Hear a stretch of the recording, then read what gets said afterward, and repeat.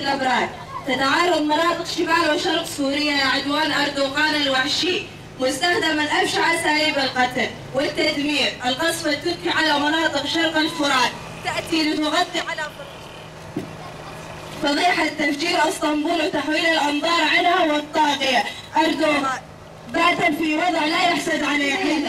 الطاغية مسعود أردوغان يرى مستقبله السياسي للاستمرار والبقاء في كرسي الحكم وتحسين وضعه الانتخابي في الداخل بالقضاء على الإدارة الذاتية الفتية وإعادة إحياء داعش من خلال محاولته للقضاء على شعوب شمال وشرق سوريا وارتكاب المجازر بحقهم أمام مرآة ومسمع المجتمع الدولي لاستخدام أحدث الأسلحة التي تزودها حلف الناتو لتركيا.